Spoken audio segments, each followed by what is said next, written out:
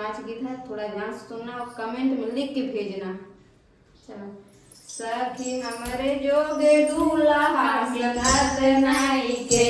सखी हमरे जोगे दूल्हा मिलत नाई के, होए मिलत नाई के, होए मिलत नाई के, सखी हमरे जोगे दूल्हा मिलत नाई के, सखी हमरे जोगे दूल्हा मिलत नाई के। पहली जवानी मोरे माथवा पे आए, पहली जवानी मोरे माथवा पे आए, माथवा पे आए, माथवा पे आए, पीठवा के भार साहब कैसे, सखी हमरे जोगे दूल्हा मिलत नाई के, सखी हमरे जोगे दूल्हा मिलत नाई के, मिलत नाई के,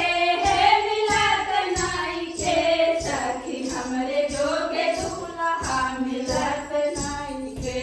सखी दूसरा जवानी मोरे हथवा पे आए, दूसरा जवानी मोरे हथवा पे आए, दूसरा जवानी हो हथवा पे आए, चूड़िया के भार साहब कैसे, चूड़िया के भार साहब कैसे,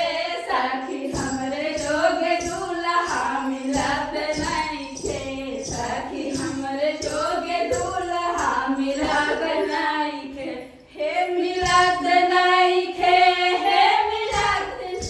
के, सखी हमरे जोगे दूल्हा मिलत नाई के,